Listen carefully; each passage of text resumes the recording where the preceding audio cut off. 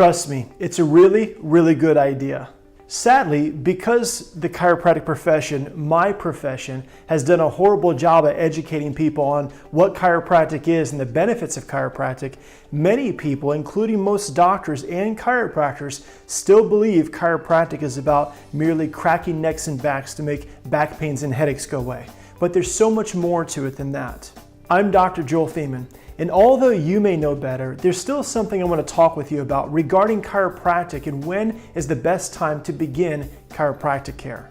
Here's the thing, because chiropractic is so largely misunderstood by the majority, the idea of being checked at a young age, even infancy, is somewhat of a foreign idea to the community. Let's face it, for most people, if they were to see a young child, or an infant for that matter, getting a specific gentle chiropractic adjustment in an office, they would begin, if they didn't understand truly what chiropractic was, or even for that matter what health was, they would question why would that child need to be under chiropractic care. The fact is, because their model is oftentimes relating to the fact of back pain, neck pain, or headaches, they're questioning, does that infant have a neck pain or a headache or something of that nature? You see, the reality is, however, that stress to the nervous system, interference to the spinal cord or the delicate nerve tissue can begin with the birthing process. Now, rather than getting into the birthing process and all that it deals with in terms of the stress, the pinching, pulling, and all those different things, the real point of what I want to talk with you about is the need for chiropractic care and when to begin the process of caring for your health. Think for a moment about dentistry. You probably wouldn't wait for your child to have cavities and a mouthful of rotten teeth before you begin to teach them about the importance of dental hygiene, would you?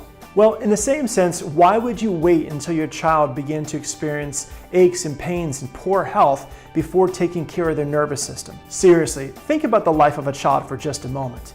Not just the birthing process itself and all the strain and stressing and pulling as we just mentioned, but just a child life. They fall off the bed, they fall down the stairs, they hit their head on the kitchen table or fall at the park, whatever the case may be. What we do as parents oftentimes is we pick the child up and we love on him. We pat him on the bottom and we say, it's okay, you're all right. And we kind of check the child. If there's no blood, we assume for that matter oftentimes that they are in fact all right. The reality, however, is that's not necessarily true. Just because they stopped crying doesn't mean that they didn't have some type of interference that could be potentially causing interference to the nervous system itself. You have to remember, it's the nervous system that controls all function and all healing.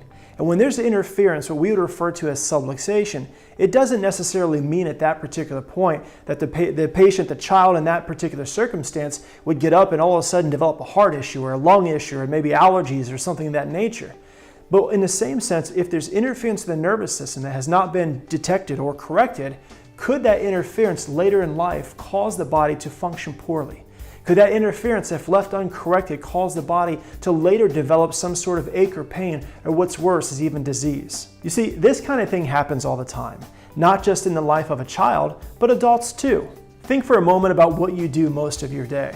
Maybe you're working at a computer, you're texting all day long, or looking at an iPad or a laptop where your head's in extreme flexion. Maybe you're lifting above your head or lifting heavy things outside as you care for your garden or your lawn. The point being is that oftentimes we hurt ourselves. We have car accidents, some major, some minor, slips and falls, sports injuries, you get the idea. And we may assume that once the pain goes away, that the problem goes away. But once again, that's not scientific, nor is it logical. The reality, however, is the fact that when there's subluxation, bone out of place, and irritation to the nervous system, you can bet on the fact that it is affecting your body and the expression of life from inside out.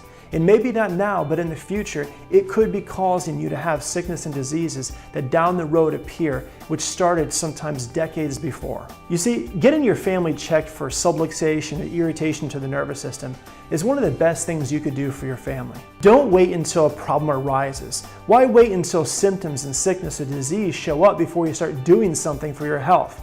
Instead, avoid it altogether. Avoid the sickness, the suffering, the pains by being proactive where you're doing what you can.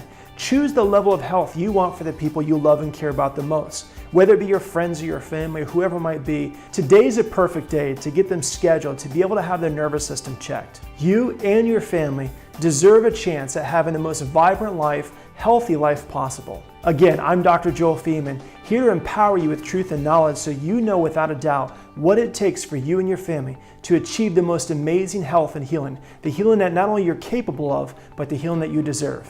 Until next time, God bless.